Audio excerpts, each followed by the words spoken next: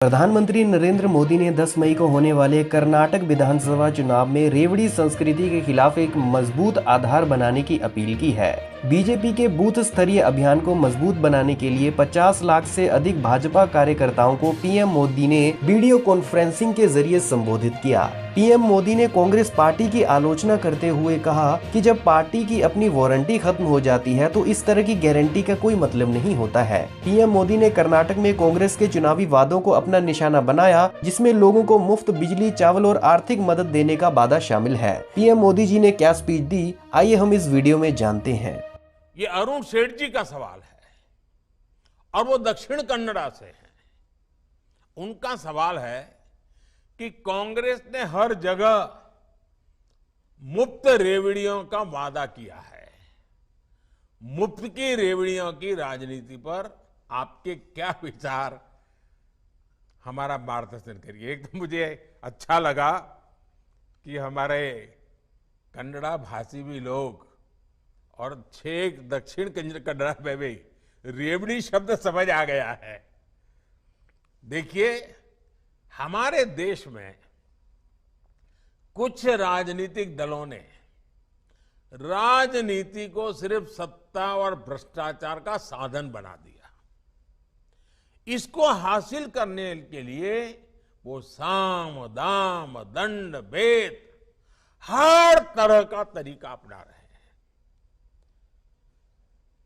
इन राजनीतिक दलों को देश के भविष्य की, आने वाली पीढ़ियों की, मेरे कर्नाटका के बच्चों की, मेरे कर्नाटका के नौजवानों की, मेरे कर्नाटका की नौजवान बेटियों की, उनको कोई चिंता नहीं है।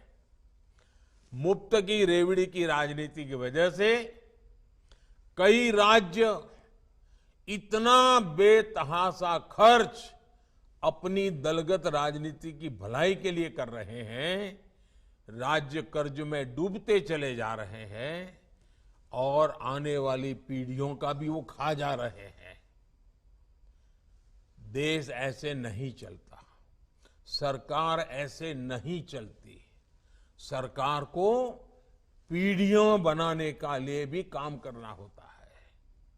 सरकार को वर्तमान के साथ साथ भविष्य का भी सोचना पड़ता है। सरकार सिर्फ सुबह शाम रोजमर्रा की रोजी रोटी कमाने वाली जिंदगी पर नहीं चल सकती, बल्कि उसको एसेट क्रिएशन पर काम करना पड़ता है, संपदा बनानी पड़ती है, ताकि दशकों दशक तक देश के हर परिवार का जीवन ठीक से चलता रहे। इसलिए बीजेपी शॉर्टकट नहीं, बल्कि विकसित भारत के निर्माण के लिए काम कर रही है। और आप कभी रेलवे स्टेशन पर गए होंगे तो देखते होंगे, कुछ लोग एक प्लेटफॉर्म से दूसरे प्लेटफॉर्म पर जाना है तो ऊपर का वो ब्रिज छोटा सा चढ़ करके जाते हैं, और कुछ लोग जल्दी में नीचे ही कूद करके पटरी क्रॉस करके भागने की कोशिश करते। वहां लिखा होता है, shortcut will cut you short.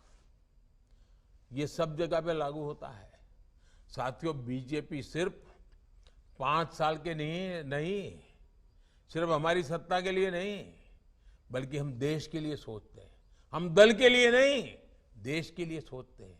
हम सिर्फ हमारी आज की चुनाव की राजनीति के लिए नहीं, हम 25 साल में भारत को कहां ले जाएंगे, इस सपनों को साकार करने के लिए काम कर रहे हैं। हाँ, कुछ तात्कालिक चुनौतियों से निपटने के लिए देश के गरीब परिवारों को हर संभव सहायता दी जा रही है, वो सरकार का दायित्व है। अब कोरोना वैक्सीन के समय हमें जरूरत लगी तो हमने मुफ्त वैक्सीन दिया देश को, क्योंकि जिंदगी बचानी थी, और वो आज मेरे देश को आगे बढ़ाने में काम कर रहे हैं।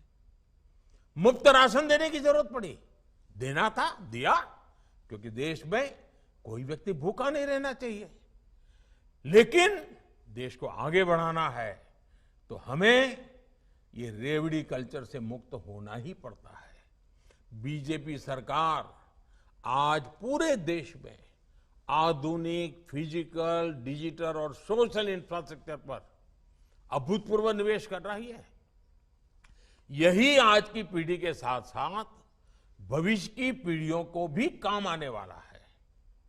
अब देखिए, road, rail, airport, port, solar park, गरीबों के घर, पानी की लाइनें, gas pipeline, medical college, AIIMS, IIT, triple IT, IIM, ऐसी संपदा बनाने पर हमारा फोकस है। अब आज से 25 साल पहले अगर मेडिकल कॉलेजें बनाई होती तो आज देश के पास लाखों डॉक्टर होते। हमें डॉक्टरों की कमी नहीं होती। नर्सिस की कितनी कमी है। अगर आज से 20, 25, 30 साल पहले आवश्यकता के अनुसार नर्सिस की कॉलेज बन गई होती तो आज देश में बच्चियों को अपना भविष्य बनाने के लिए कितना काम आता था। लेकिन उन्होंने उस समय की राजनीति की, भविष्य का सोचा नहीं। अब आज हम कितना ही दौड़ लगाएं, लेकिन जो 25 साल बर्बाद हो गए वो तो हो गए। और इसलिए मेरी नौजवानों से खास विनती है कि जो रेवड़ी बांटने वाले आपको मूर्ख बनाने की कोशिश करते हैं ना, आप अपने उज्जवल भविष्य, अपने संतानों के भविष्य के लिए सोचिए। और मैं पक्का कहता हूं, जिस दिशा में हम चल रहे हैं, जिन मजबूती पर चल रहे हैं, इसका लाभ कर्नाटक को भी मिल रहा है।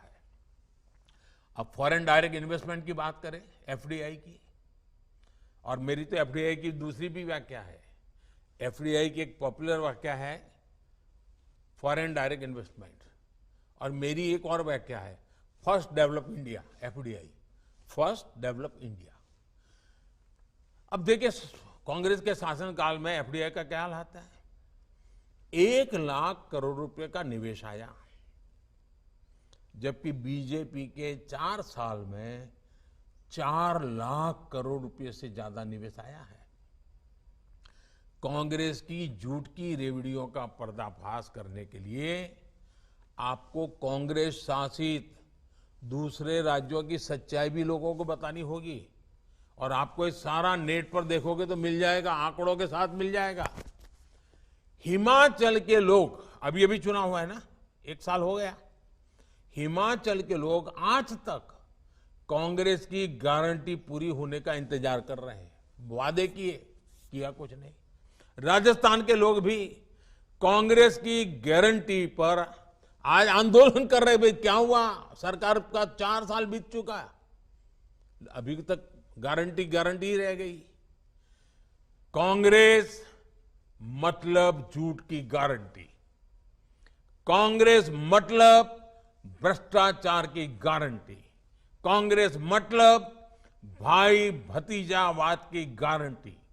कांग्रेस अब उस स्थिति में है जब वो ना कोई सच्ची गारंटी दे सकती है, और आपको तो मालूम है मेरे नौजवान दोस्तों, कांग्रेस की वारंटी तो बहुत पहले ही एक्सपायर हो चुकी है। जिसकी वारंटी एक्सपायर हो चुकी है, उसकी गारंटी का मतलब क्या है जी?